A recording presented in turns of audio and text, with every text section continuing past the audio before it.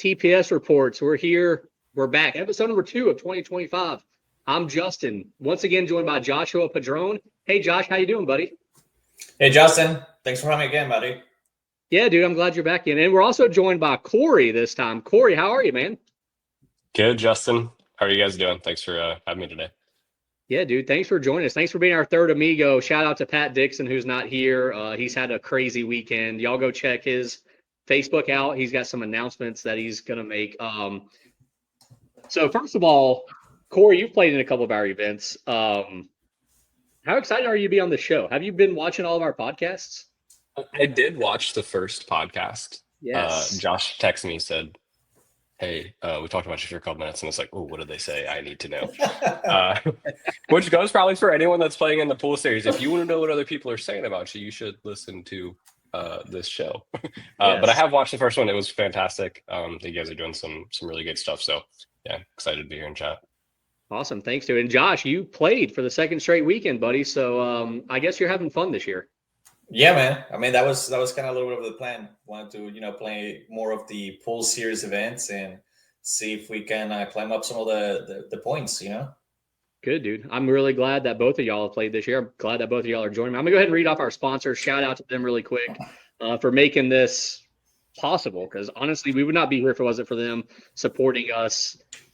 Dead Stroke Media, that is Pat's company. Like I said, y'all go check his page out. Inkwell Design, who made an awesome trophy. We did have the date correct on the trophy this week. I don't know if y'all noticed that up at Brass Tap, but it still said 2024. So this week, we got it right. Nice. Yeah. Portico Licensed General Contractor. Shout out to them. They're the big sponsor for our One Pocket tournament coming up. PoolDoctors.com. Appreciate them. The Roundabout Grill. Awesome breakfast and lunch. Red's Debris Removal and Hauling. Branded Solutions. Fast Action Billiards. We're going to be up there next month up in Statesville. Delta Xi New Charitable Foundation. They got that golf tournament coming up on April 4th. Y'all make sure to get signed up or donate for a good cause. Alpha Installations. If you need any new stuff done at your house, some renovations, call them. TKO Custom Cues. Kirk Overcash. We're all a big fan of him. HTC Sports. They're a great company. They do like screen printing and team apparel, stuff like that. And then Paul Harrison Custom Cues, another cue maker. Paul does great work here in the Charlotte area. So that's all of our sponsors. And let's talk about this tournament now. February 15th, we had a $1,000 added non-ball tournament at Smoke and Q. 32 players again, filled up the bracket, paid out $3,880. We'll go to Josh first, since you were there, Josh, and you played. What were your thoughts going into the tournament? Did you look at the players list before you showed up? Just talk about it. Yeah, I look at the player list. I think I only recognized probably about half the field. Yeah. And there was quite a few players that played at Brass Taps on the very first points event. So that was nice to see. I think maybe there was like 8 or 9 players that played this weekend. Yeah, we had 10.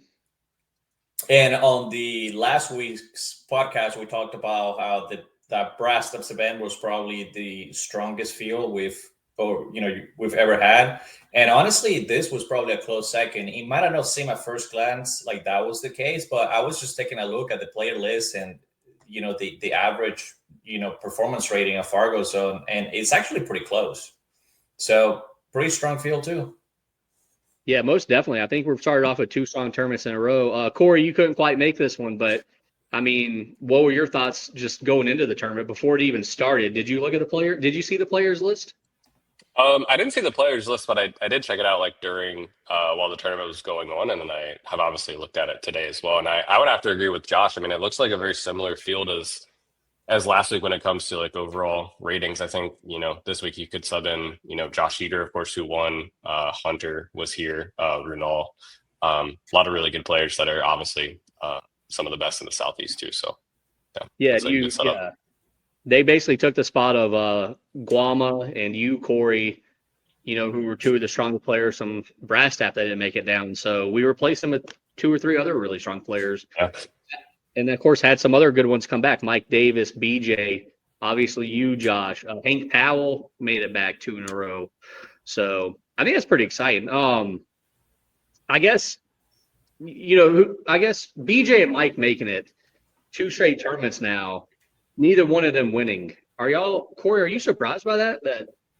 Because on paper, I think they're maybe the favorites, maybe. I mean, well, maybe Guam the first time, but I mean, is it? Yeah, Yeah. I would have expected one of those two to win this weekend, just looking at the player list. But again, I think the beauty of what you guys have set up here is it is short races. Every game matters. If you get a good break and run out a rack or two in a set, you can easily upset the other person. And I think that's what we're seeing here, though. So yeah, I would have expected Mike and BJ to win, but second and third, they got as close as you can get to winning. So Absolutely. Josh, this was your first time coming to Smoking Q to play in this format of one of our tournaments where we do races to 3, 2 out of 3 sets. Was it a little different playing at Smoking Q as opposed to playing at Brass Tap? No, I mean, I think I've gone to Smoking Q a bunch of times, and I like the pool hall. It's a great pool hall. It doesn't really matter, really after a while where you play. I mean, sometimes the tables are going to play good, sometimes the tables are going to play bad, sometimes you're going to play good, sometimes you're going to play bad. So, but I enjoy going to Smoking Q, even though it's, basically 2.5 hours. I'm not used to making those drives anymore. But I enjoy going over there when I can and playing for sure and seeing old people. So that was nice too. Yeah, it was definitely it's definitely well, I think Smoking Q and Brass Tap are probably maybe 2 of the best pool halls in the state of North Carolina, I believe. And some of the biggest ones too. yeah, I'm looking forward to the new one opening in Winston-Salem. Yeah. It looks like it's going to be really nice. Yeah, he's been posting a lot of pictures and videos lately. I'm excited. We're definitely going to be trying to get in there next year for sure in 2026. Cool. Well, let's go ahead and talk about these top 8 because we pay out the top 8, quarter of the field, which is how 25%. That's how it should be. First place, Josh Heater. That's the first time that he's actually played in one of the formats like this. The only other times he's played in my tournaments has either been one pocket or just even races to 7. Second place, Mike Davis. Third place, BJ Ussery with back-to-back top 4 finishes. Fourth place, Joshua Padron. Fifth, sixth, Jamie Sells, Hunter White. Seventh, eighth, Michael Robertson, Hank Powell. Let's go with you first, Corey. What's the first thing that pops out to you when you look at that top 8?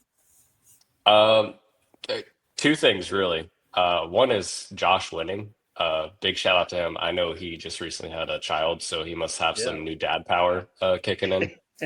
So congrats to him. I haven't seen him play much recently, and I think I've seen him periodically maybe post about like maybe changing cues and stuff like that. So I don't know if he's playing with something new, but obviously it worked this past weekend. He's playing great. The other call out that I'd have is Jamie Sells, who I don't actually know, but just looking at his performance, he was the lowest Fargo rating out of the top 8. Looks like he played really well. Even beat Hank Powell to get into 5th, 6th position. So looks like he had a really good performance. Yeah, Jamie's a league player at Smoking Q. I think he might be a 7 in APA non-ball, I believe. Okay.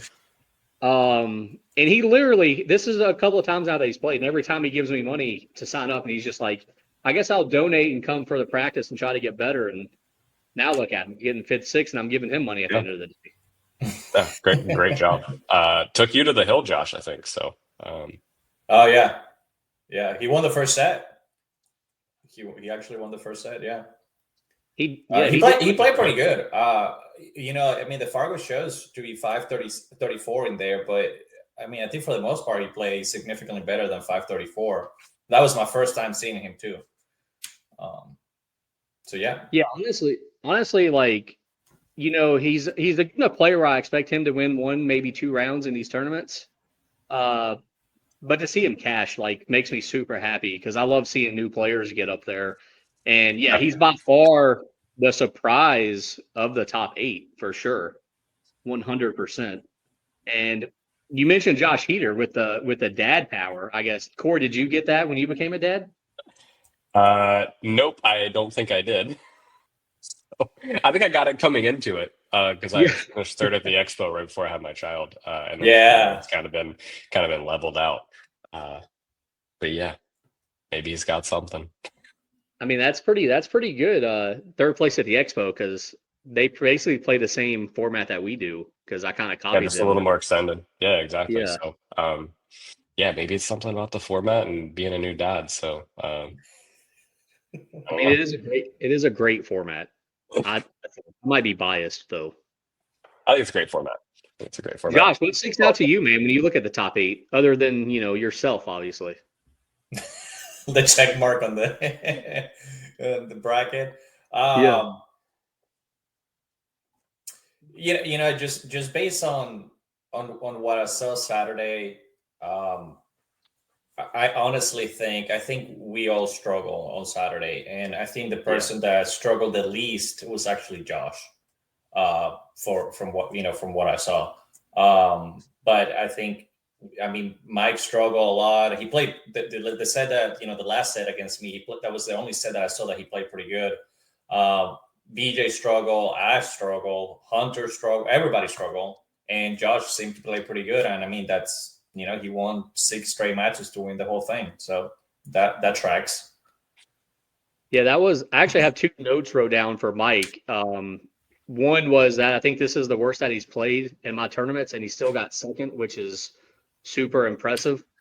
And then, yeah, basically the other note that I have for him is the only, I would say, really good match he played was against you, Josh. Yeah, he played really good. Which is it? We met in the bathroom right before we were gonna play, and whoa! Wait, this is a PG show, man. We don't need to know what y'all are doing in the bathroom. I have like a funny story to tell. You can cut this out or not, which is totally fine. But last week, Mike, I think finished in 7th, 8th, right? Or was no, yeah, Mike did not. Mike didn't. Mike didn't cash. No. Okay, so he finished 9th through 12th. I ended up knocking Mike out of the tournament. Before we started our match, there was a guy that had walked by and said, "Hey, Mike, I'd love to get your contact. Like, I really want some lessons from you. Like, can we talk about it?" So Mike was like, "Yeah, sure, of course. You know, at my house. Here's my prices. Blah blah blah." We were talking for a few minutes, and the guy was like, "Sure, can I get your phone number?" He's like, "Yeah, I'll give you my number." Yeah, it's kind of like a little dismissive.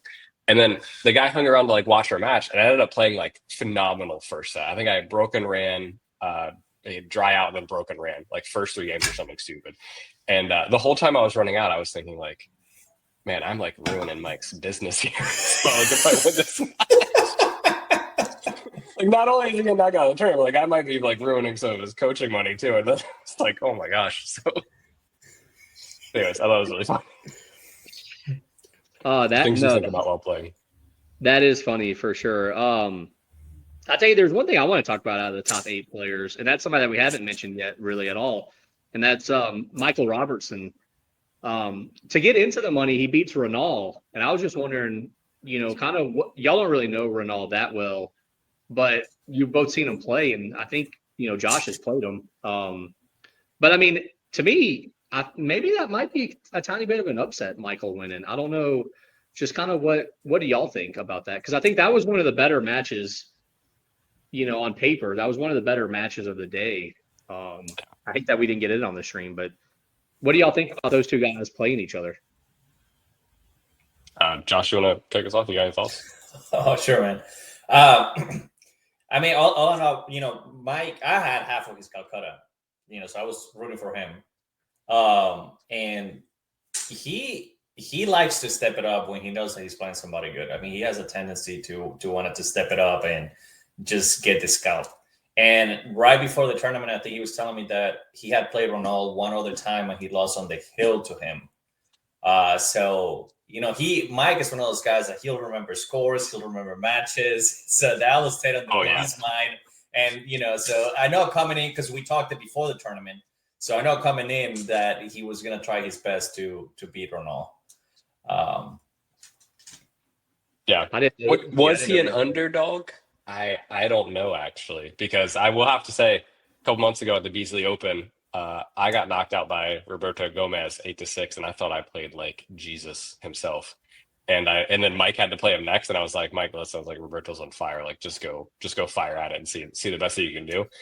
And in true Corey Sykes fashion, I don't stick around to watch, and I leave. And then he texts me and Josh and was like, "Hey, I beat Roberto to get into the last 16." Nice. So played an amazing set. So yeah, Mike can turn it on for sure. I mean, let that be very clear. So Yeah, doesn't surprise me that he won. Wouldn't have surprised me if he won the whole tournament, to be honest with you. I think he's a very streaky kind of player, and when he gets in a good run, and he can beat anybody really. Yeah, he also has a lot of stamina, so if he's playing well, he can just play the entire event well. Yeah. Which is important. How many days he ran a 5K in a row, Josh? It's like 4 years in a row or something. Yes, he hasn't missed a day in 4 years. Yeah, well, at least until was it the expo that we were talking? Yeah, when we were talking about that. Right before our matches, he will get up before both of us and go run a 5K before we will wake up. Impressive. Not to miss a day. Insane. Yeah. That would help you be in shape. He was definitely one of the players though where I was like during the auction, I was like, hey, somebody should buy this guy because I think he ended up going like way cheaper than he should have. But not too many people in Charlotte know him because honestly, I don't know how many times he's been to Smoking Q. Like that might have only been like the second time I've ever seen him there. Oh, really? Yeah. It's possible. He does tend to play APA like a lot.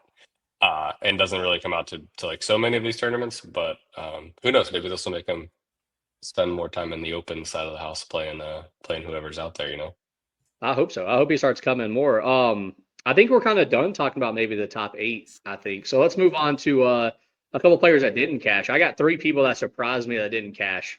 And y'all tell me if I forgot somebody or maybe if you're just like, oh, that person should not cash. Like, I don't know why you're surprised they didn't. So First person is Jacob Blake, 9th place once again.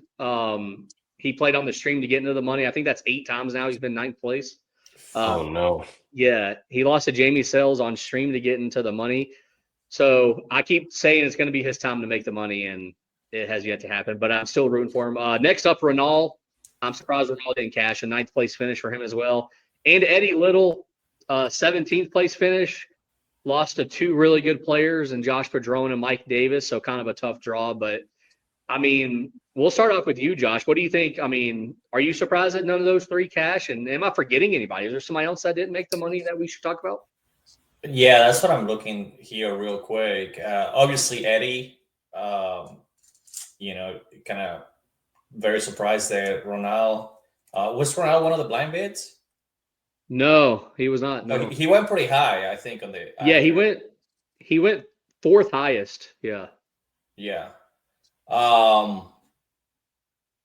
Yeah, and I was surprised when you told me that they said, what is that you're calling it, the Jacob Blake placing, the 9-12. That's his spot. That's right. And he had it too. Yeah. He had it because I did watch that match while I was eating on the stream, and he had it. He could have won 2-0, and I remember thinking, man, if he loses the second set, it might change the mentality, and then lose from there. And I think we talked about this last weekend. It's like when you should have won. Actually, when we were talking about Corey's match against BJ, and it's he should have won 2-0 too. And it's something happens when you should have won 2-0, and then you make that mistake, and then it goes into the third set. Your mind is like, it's not like you're not gonna win, but something happens. You're like, damn, I gotta play. I gotta grind it out further now. It's true. So that's what Jacob. I think that's what some of it what happened there too. Yeah, he won the first 5 racks of that match and ended up losing Hill third set. So. Yeah, that's so brutal, man. You need to label him as like Bubble Boy or something if he's finished 1 out of the money 8 times, 9 times. Yeah, I think it's been 8 times in my tournaments. Yeah, so it's my prediction is the one time he breaks through, he's going to finish very high up because once you break past that barrier, it's that's what I keep. That's what I keep telling him. I'm like, dude, I keep telling him like, dude, when you cash, it's going to be like a top 3 finish, like for sure. Yeah. Get more comfortable. Have you checked on him? He's not like on suicide watch or anything like that right now. No. I think he's fine. I think he's okay. Okay. Corey, is there anybody that you're surprised I didn't cash that we haven't talked about? No, I had 2 guys highlighted as well, which is Rudo and Eddie. I mean, just tough draws. You could say the same for anyone that finished in the top 8 too. I know we're not talking about, but like Hunter, for example, he ran into Mike and BJ. I mean, it's just it can be a tough draw. So it's unfortunate, but that's how it goes when you're doing random draws and not seeding at the World 9 Ball Tour. So Yeah, I mean, you like the random draw, right? Like you like it better than the seeding? I think it's better. I think it's the way to do it. I mean, if we're turning into like a pro tour or something, then maybe a different conversation. But yeah, for what we're doing here, absolutely, I think it's the right thing.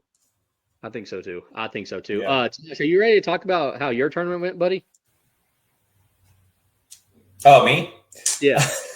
Yeah. Uh, I just spaced out for a second thinking about seating. Do you like the so what do you think about the seating? Yeah. Do you like the No, random that we do? yeah, at 100%. And you know, I think I feel like one of the pool series you guys' mission is kind of like to grow the sport a little bit too, right? So if you start seating, you kind of taking away a little bit of the chance of those like maybe like sub 600 players, and and they are putting up their money, they're practicing, they're trying to get an upset. It's a format where they can get an upset, and then just kind of, I think it's just good for the sport and the tour and the state to have it this way. I agree, and it would have changed up the bracket too, because second round of this tournament we had BJ and Mike Davis play each other, and I think was it last week in Brass Tap? Was it Guama and who did he play? Guama and Eddie played first round, or who? Guama and Hank Powell. Hank Powell, Yeah. yes. So if we seed it, we don't get either one of those matchups early, and For the stream too. yeah, for the stream, and then also it probably helps those guys finish higher than what they did, and takes away one of the guys that surprised, like maybe Jamie doesn't make the top 8. Maybe, one of those other guys don't make the top 8 if we seed it. Mm-hmm.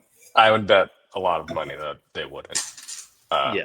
But not because of their Fargo, just because of like if you're splitting the bracket up and you have BJ in one spot, Mike in the other, Josh here. I mean, you're basically guaranteeing the top like 8 to 12 people like to make it to get to the final 4 basically. So yeah, just makes it way tougher. Yeah, exactly. And Josh, I think you would have been ranked 6th if we had seeded it, by the way, I think, if I'm looking at it correctly. So there's that. So I'm going to read off Josh's match because you're the only one that played out of the 3 of us. So I'm going to read off your matches, and we'll kind of talk about them a little bit. You beat Eddie Little 2-0. You beat Mike Morris 2-1. You beat Michael Robertson 2-1. You lose to Josh Heater 0-2. You beat Jamie Sells 2-1. You lose to Mike Davis 0-2 to finish 4th place. I'll start off with Corey and try to get Corey's thoughts on what he thinks that Josh did in this tournament. And, what? I've got to tell you, just off the bat, looking at the Fargo performance ratings, this win against Mike Norris has Josh rated at a performance of 340. So I'm just saying, Josh, you're gonna have to pick it up a little more in the future. I'm just kidding. Right. I know that's a new player with like low statistics, so it doesn't normalize. Yeah, Mike plays. I could tell Mike plays really good. He should probably be like mid 600s. Yeah. Well, I'm sure we'll see it there soon enough when he gets enough games in the system for sure. Yes. Overall, the matches that I did watch, I think I told you guys this before we started recording, was mostly like Josh playing throughout the day, just because I'm a big supporter and we're close friends. I thought he played really well to start the day off, but you made a good point, Josh. Looks like a lot of people struggled throughout the day, and as you start playing later and later into the night, fatigue can wear in for sure. I thought Josh had a really good comeback against Jamie to get to the 4th spot. That last set was really nice actually to watch, and that closeout 9-ball combo was like pretty good as well. Against Justin's better judgment after I saw back. Yeah. Oh yeah, dude. I still don't think you're supposed to go for that ball, but whatever. You made it. You won. Obviously, I'm Exactly. commentating. You're playing. There's a reason that we're on those 2 ends. Just So overall, it's a good But that's a good one. That's a good one because I mean the only reason why I shot is because where the 3-ball was.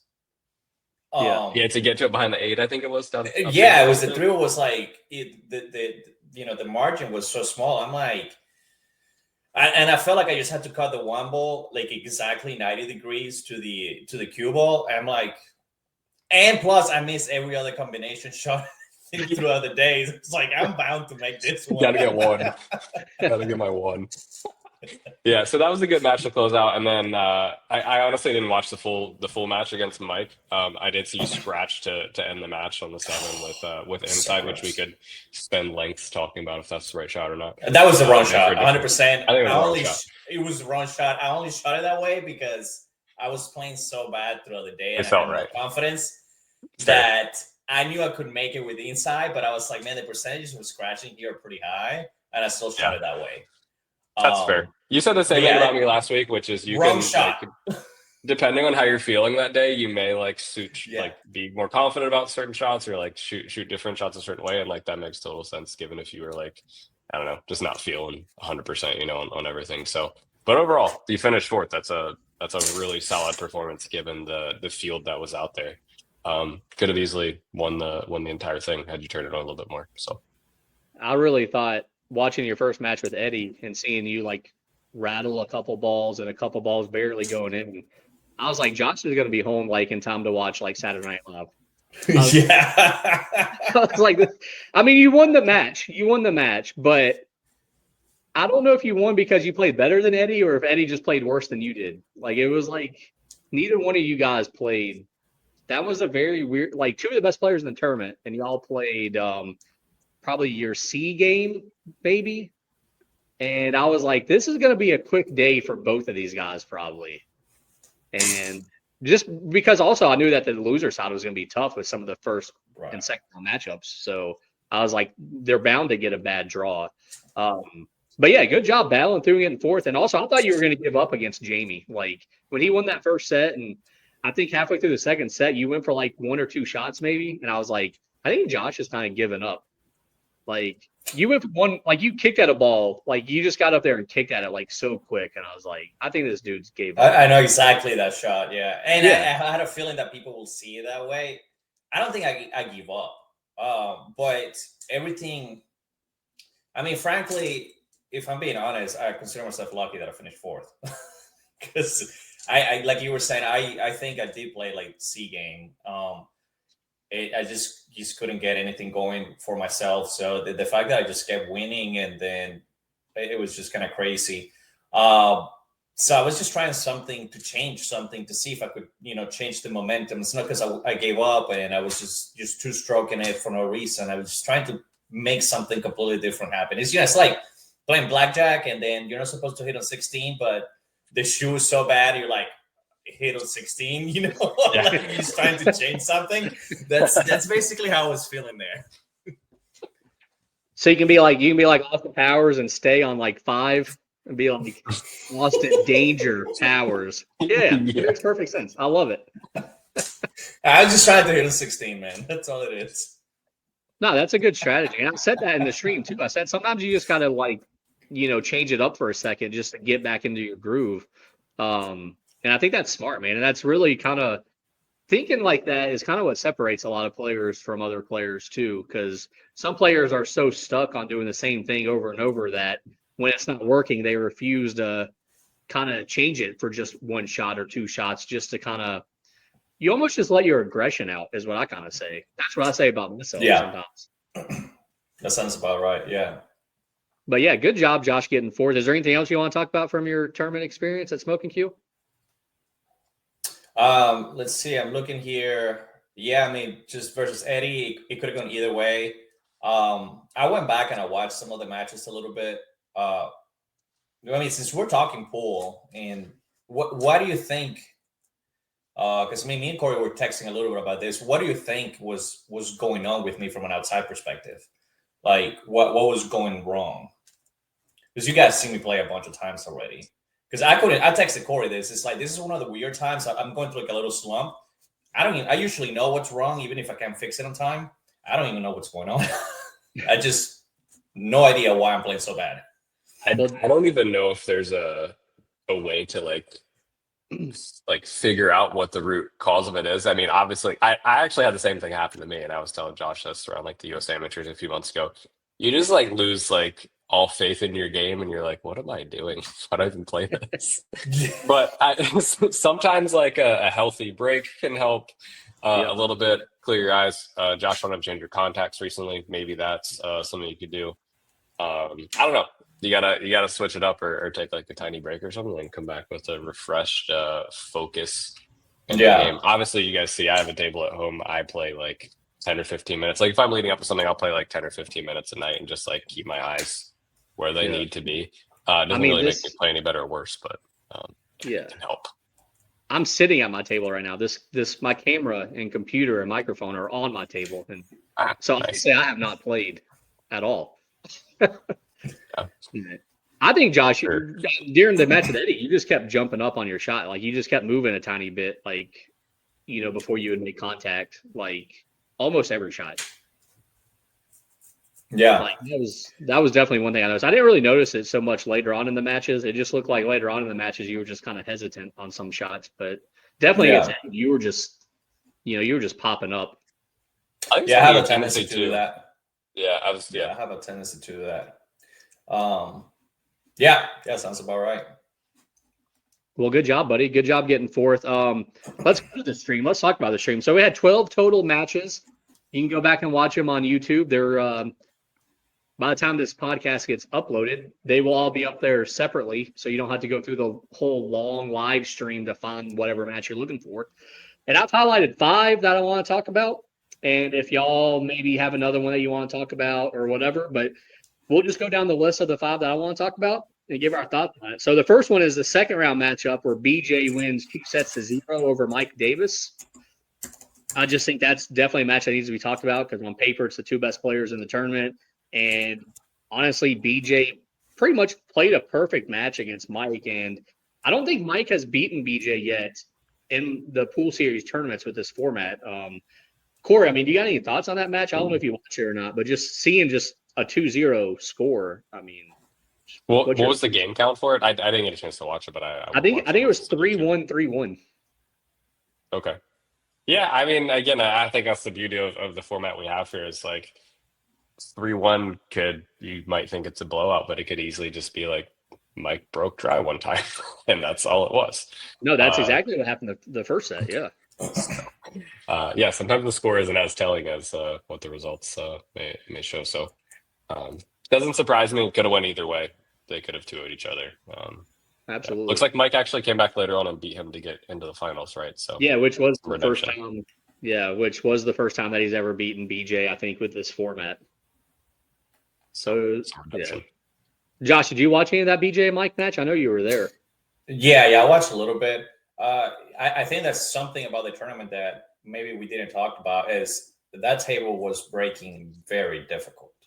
And so I think that just adds to a little bit of like variance on the score because I mean, I'm usually pretty good at figuring out how to make a ball on the break. And I broke from each side of the box, cut break, I saw BJ struggle a lot to try and make a ball on the break.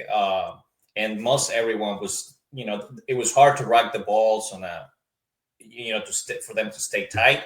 And you couldn't do anything, but there'd be some gaps. And it just turns out like the gaps that usually would be on the rack are like the bad gaps that you don't want to have because it doesn't help you make a ball. So I think most everyone, with exception, like again, Josh, and Josh was struggling too because he told me, and he's like, I couldn't make a ball, so he just went and he told me he was just gonna hit as hard as possible, and that's what he did against me, and kind of that's what worked out.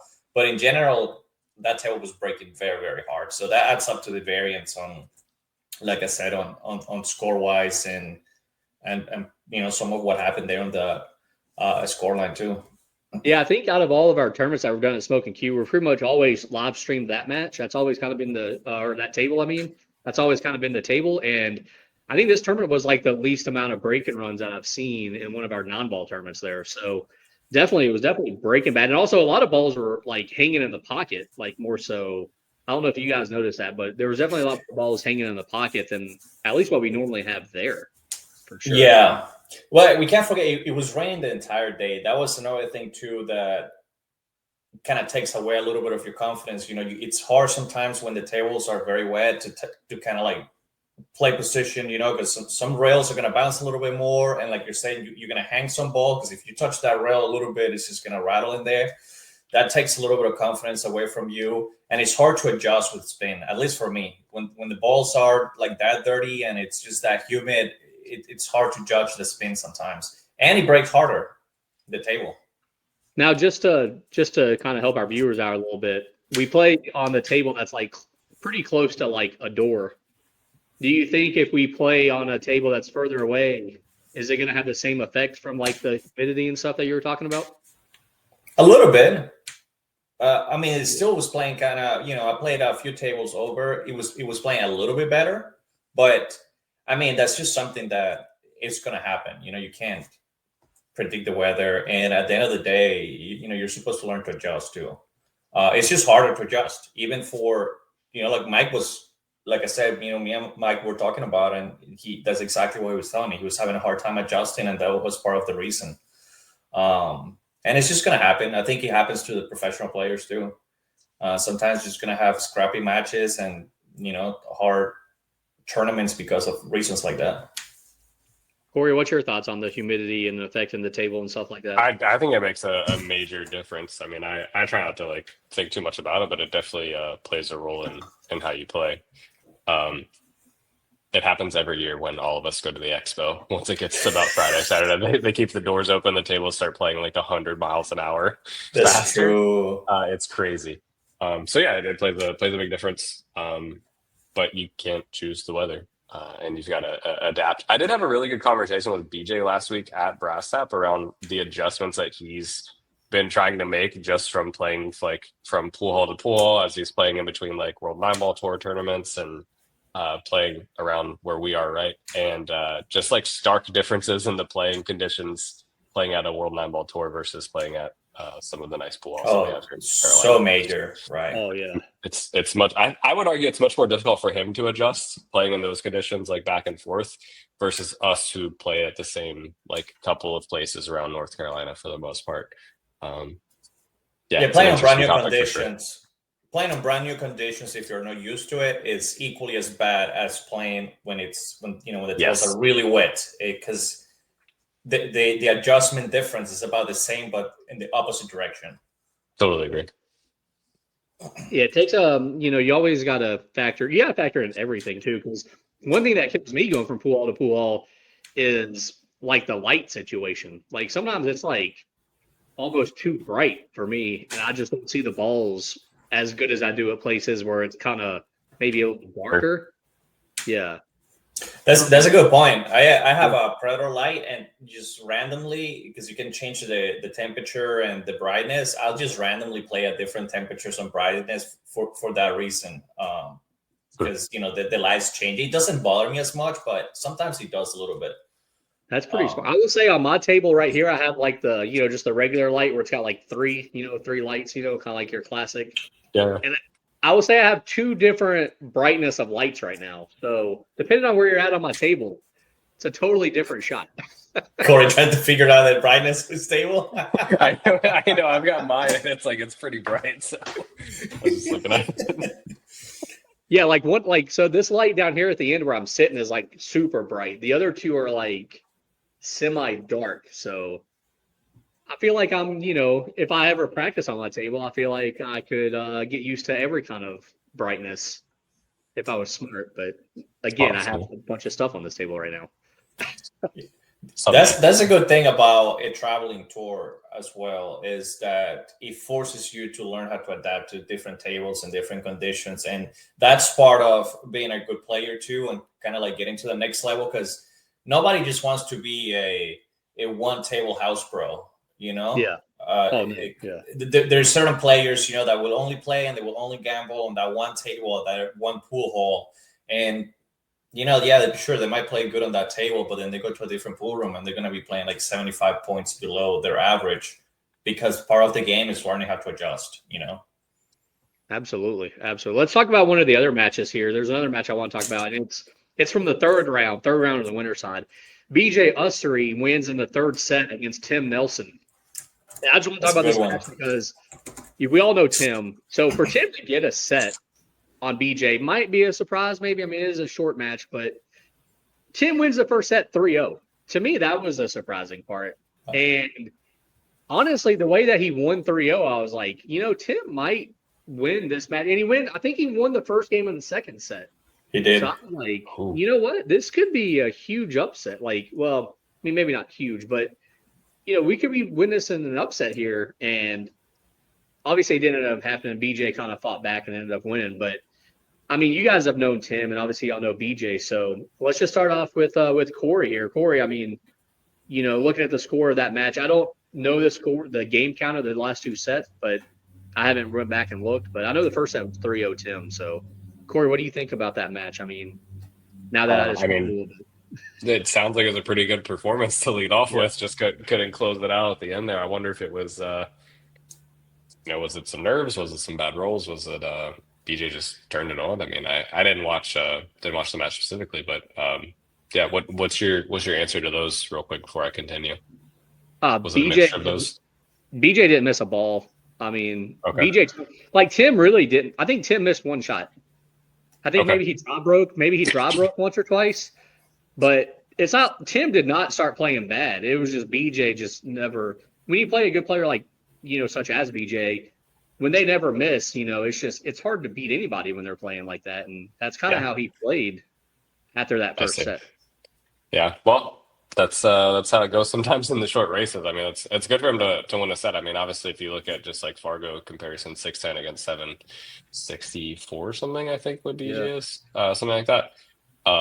You would never expect Tim to win, of course. That's pretty big difference there. But for him to get as close as he did, I think that's commendable in itself. So should take some goodness away from there and maybe put it in the next tournament place. Absolutely, yeah. I think Tim signed up for like our next 3 or 4 events as well. So we'll be seeing a lot of them. Maybe he'll be able to snap through and make the money one of them. Josh, what do you think about that match? You were there. Like, did you get kind of, did you see it or anything? I saw that first set and I was like, damn, that was quick and he was playing pretty good. And I think that's around the time that I went to eat, and then I watched a little bit more, and it's basically what you said. It's also sometimes when you win the first set, and if you've never beat that player before, you start thinking like, oh, I might actually win this, and then the other player's been in the situation so many times. Like B has been on that situation, like many times, so he knows that he just gotta wait for his opportunity, and he can always come back and win that match. So he changes the dynamic a little bit in there. Yeah, BJ did not look flustered at all after that first set at all. Like some players would have been like, "Oh man, I just lost 3-0," and literally it was like 10 minutes. And BJ, some players would be like, "Oh wow, BJ just looked the same as he did, 15 minutes before." And Tim could also, that match against Hank Powell was kind of similar. He lost to Hank Powell on the third set, but he could have won the first. He won the first one. He could have won the second one as well, and he went hill on the third set. Tim can play really good pool, and he plays really good at Smoking Q also. He's from around that area, right?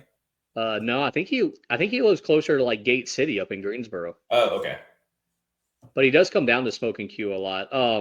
One other match I'm going to mention really quick is just the final four of the winner side. We had BJ beating Hunter 2-0.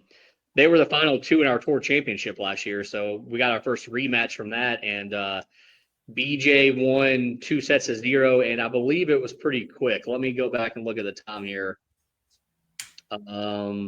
Let's see. Does it say the time on it? No, I can't see the time.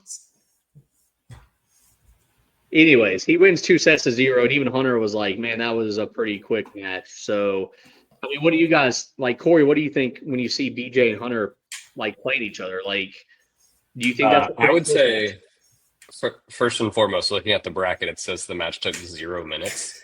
Yeah, that's why I never started it. That's why. If true, impressive. It was less than 30 minutes. I'm not surprised, but I think it could have gone either way. I played next to Hunter a couple months ago at the Beasley when I was playing Roberto, and I watched him beat Skyler. I think it was 8-4, 8-5, and played like absolutely phenomenal. I personally think of Hunter as like a one pocket player because it's not like I have played him like too often, and I know he is obviously like really, really good at one pocket. So you don't naturally think of him as like maybe like an amazing rotation player. but he is. He's actually very Oh, yeah. good at it as well. So it would not have surprised me if he had won that match. I think overall he's a fantastic player. So, yeah. His safety play is unbelievable, super Yeah, unbelievable. I agreed. And yeah, just really good one pocket player. He has beaten me badly before. Oh yeah, he's in one pocket. He's beating a bunch of people. Josh, I don't think you got to watch any of the BJ Hunter match. You were getting ready for your matchup. Well, I was that's how I know it took so quick because I thought I was gonna have some time because you were gonna play the top side of the winner side, Oh yeah, the top four. So I was like, oh, let me go grab something to eat. I go to Panera, order some food. I'm sitting and eating, and I'm not even halfway through eating my meal, and then I'm like, let me pull up the stream, and it's like that match is finishing up. I'm like, oh, I gotta get back. So I know it took very little time. yeah. Like I said, I think it was less than 30 minutes, and that's going to bring me to one more comment that I have about this tournament. If you look at the times of the matches in this tournament, there were so many matches that were less than 45 minutes. It's kind of crazy, like how quickly a lot of these matchups took, and especially considering that a lot of those were between two players I thought were evenly, matched up, or just two really good players, and they still would just go really quick. I mean, do y'all got any thoughts like on just like quick matchups with this format, and maybe I don't know, just do you think they should go? How quickly do you think the matches should go this format? I think the timing it takes right now is absolutely perfect. And I think a point for me is like for someone that's not like playing as much right now, just like young family, not traveling around too often, like the fact that these can finish in one day is really beneficial for someone like myself. I can't dedicate a weekend to play, but I can dedicate a day here and there to get out and play some. So I think that's one of the really big bonuses around the tour that you have here. Looking at the match Yeah, times, I and we mean, did 45 minutes for matches, great. yes, and we got done this time I think about right at 2 a.m. So that's not too bad, I don't think. At least in my mind, that's not too bad. Josh, what do you think about the times? Yeah, I think, and it should average out around an hour, the hour mark, if it goes all the way through. Like if it goes like hill in the third set, and you play at a decent pace, like an hour 10 minutes. Like if it goes all the way to hill in the third set, and looking at this, I think it averaged about an hour. You got like an hour and 10 minutes here. You got 33 minutes there. You go 52 minutes there on the winner side. And I think the tournament could have ended up a lot sooner if it wasn't because, some of the loser side matches is really what held up the tournament. There's nothing can be done about that because it's not like, they were playing slow. It's just maybe part of the conditions and stuff like that too. Once you're like a little lower rated player, like sub 600, and you can't figure it out what's going on. So you start missing shots, the table playing too fast, and then it just adds inning after inning after inning. And the loser side is really where, we got matches like an hour and 45, an hour and 58. Yeah. But like Corey's saying, that's what I like about this format is like, it's just going to be one day. And, you show up there like 11 a.m. and then, if it's local in your city by 2 a.m, if you win, you should be already home. Unless something happens. Yeah, I think I like one day events also, unless they're like super big, such as the Expo. I think that pretty much wraps up the talk about this tournament. Corey, you got any last words on the Smoking Q 9-ball tournament? No, well, I guess I have like one question, which was like, how was Smoking Q overall? I feel like every time I come there, it's a fantastic pool hall. I know the owners are amazing people. They always have good food and stuff. I assume the experience was the same for everybody this time around, as well as that. Fair to assume. Yeah, it was a great time, great experience. The staff is wonderful. Like I said, the owners are great. Yeah, everything about it is great. I thought the tables were in great condition. I thought, I just thought everything. I mean, I thought everything went perfect, just as I thought the week before at Brass Tap everything went perfect.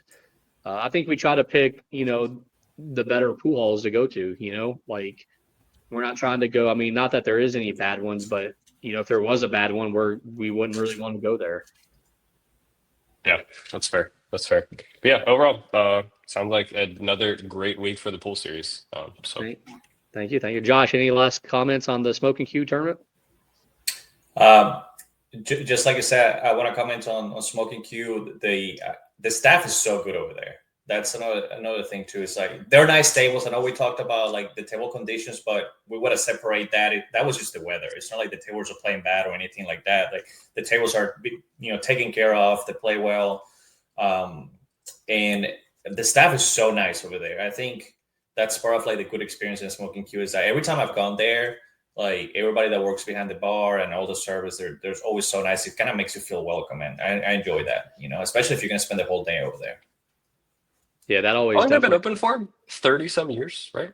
Yeah, 94 because last year was the 30th anniversary. So I mean, that speaks for itself. So, yeah, amazing place. exactly. Let's hit on like our points here, our point championship. I did upload the points. And I did send them to y'all. So we got a tie on first place, Josh Heater and Guama, obviously tied for first because they both won an event. Had 55 different players play through 2 events. The top 64 at the end of the year, after 20 tournaments, will make the tour championship this year. Let's just start off with Corey. Like, how do you see the points going? And, is there anything? I mean, obviously, right now, only 2 events in. There's nothing really much to talk about. But, I mean, how do you see it going? Do you like that we're doing top 64 this year? And that top 64 tournament will be the same format as we play now, except when we get to the final 16, it'll become single elimination with longer races in some of the sets. So I love that. I love that. And I think the one thing we touched on last week when we were just catching up is I love the fact that you're not doing what some other tours do, which is, on the day of the tournament or leading into the tour championship, hey, I've still got some places to fill. Let me call so-and-so and see if they want to come sign up, just so you get that extra, registration yeah, fee. You're keeping the tour championship to like a true, like what it should be if you're going to run a tour. And I think that's something really commendable. So I look forward to seeing that at the end of the year. thank you. Yeah, it's very early to tell out of 20 events on who's really going to take that top spot. Yeah, it's going to be a marathon. Yeah, last year, like you said, last year we only did top 32 and only 23 showed up, and people were telling me like, "Oh, why didn't you just invite more people?" And I'm like, I want people to earn their way there, and if they don't want to show up, that's on them. Like, it's not really, we're going to add 2,500 to that event no matter how many people show up. It was 2,500 last year; it'll be 2,500 this year. Maybe next year it'll be more, but this year we are expanding the field to 64, so I thought that was enough of an increase. But I we're do have one yeah. Yeah. one other thing that would be like kind of cool, which is like maybe a future like next season kind of thing, which is like if you take maybe a dollar per person or something at like every tournament, and then once you get to the tour championship, if you've qualified for the tour championship, even if you finish dead last, you're going to get some amount of money. Maybe it's like $20, $50, whatever. But then there's like that kind of entices you to show up and come play for the tour championship, right? Because for your sponsors, for people like myself who may not be there and want to watch, like knowing there's going to be a full field and some action-packed weekend is something that I would look forward to. So could be some way to entice players in the future. Yeah, that's actually a great idea too. Maybe we start doing something like that next year as well. Because I would like it if like I don't know about if everybody makes money, but maybe if like half the field could make money, maybe like or maybe Sure. 40 people, maybe make it to where you got to win one round to make some kind of money.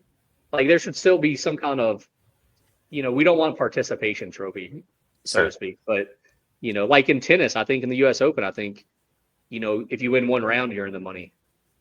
That's a good point. Yeah, could be Yeah. something like that. Yeah. So something to entice the players to make sure they show up at the end of the year. Agreed, and we definitely want to entice them to show up, and we also like to take advice from our players as well. Josh, what do you think about the points, man? Obviously, you're up there right now. You're top 5, so congrats on that. Yeah, it's. I mean, it's nice and it's a good thing. I think it's hard sometimes to set up goals for yourself in pool, like especially if you're not out there traveling all the time and playing. So, but since I love the pool series, I like what you're doing up here. I was like, well, I'm gonna try and play as many events as I can this year and see how far I can make up on the list. So more than I would love to win an event. Maybe it'll happen, maybe it won't happen, maybe I'll just be like a permanently 4th place type of guy. But the primary goal, since it's like a full year season, is I would like to stay within the top 5 on the points, and then see what happens. And maybe, you get lucky, win one, and then, finish on, the top 3 or something like that. Who knows? But it's pretty early. Yeah, because we do pay out the top 3 at the end of the year as well. Which is, that's kind of the goal. That's what I had on my mind. It's like, okay, top 3 will be nice. And if you start doing well and you get closer towards the end of the year, it motivates you to play more events, to make sure that, you just get there. It's just a good goal to have. It's not necessarily about the money or anything like that. It's just kind of to try and find a way to show progression, I guess, through time. But it's hard to predict who's going to do what, because there's, like you said, there's 20 events, and they're happening in different sides of North Carolina. And, most people don't do this for a living, so you don't know how their weekends is going to go. So it's going to be exciting to see what's actually going to happen. And also, we're going to be having. Yeah, go ahead. We're going to be having this conversation, 6 months on the road, and it might be a completely different list. Oh, for sure. Absolutely. I think it's going to be a lot different in a couple of weeks, because on March 1st, we have a one pocket tournament.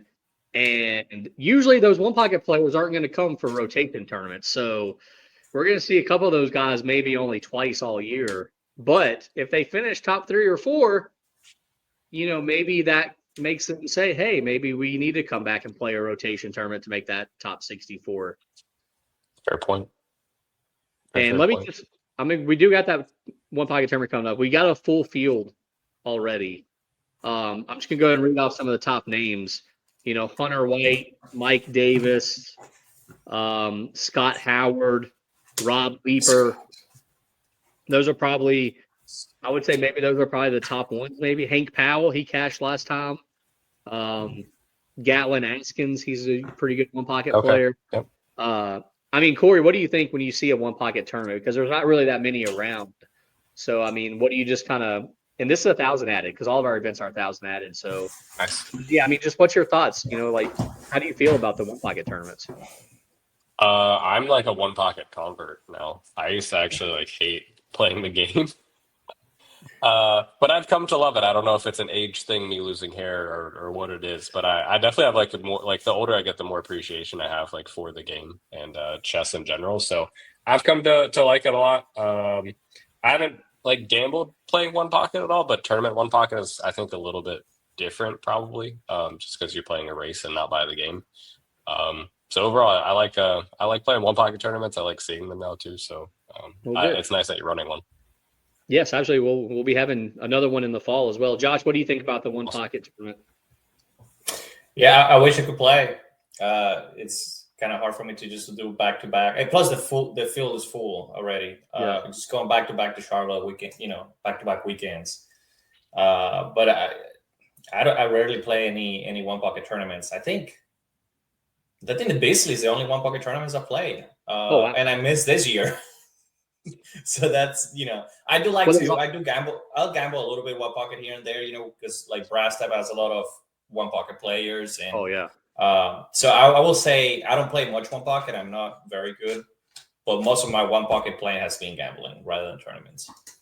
Nice. Yeah, there's definitely not that many one pocket tournaments around. So I think that's one reason why ours fills up, because A, we only do 32 players, and B, there's just not that many one pocket. I know there's already been one this year in North Carolina, and outside of the 2 that we're doing, and then the Beasley, I don't know if there's another one pocket tournament that will happen in the state of North Carolina in 2025. Wilmington runs 1 or 2 a year. I've never made it, but I've seen the flyers, and those tend to fill up actually. Yeah. Masters where's the second one? Yeah. Where's the second one pocket tournament for the year? Yeah, our second will be at Smoke and Q as well, and it'll be in September. Okay. Yeah. Okay. I think it's September 6th. It's my dad's birthday. Justin, what's the happy early birthday then by a long shot here. What's the process for do you have a wait list for tournaments when they fill up, or how does that work? I think just for the viewers. So right now, if you wanted to get on the wait list, just let me know. I'll put you down. Right now we have nobody. And then if somebody drops off, I go first on the wait list. I'll call you or text you. Ashley, if you I'll want to be get your in. first. You can add me on the wait list. Perfect. There we go. I'm adding you right now. Look, I'm on my phone putting it down right now. We started talking about points, and now Corey's like, Hey, I'm in the top 10, all right, and ties. So I can't let Hunter, who's also in 10th place, get a free toss at first here, though. He's a very heavy favorite in this tournament. Yes. So.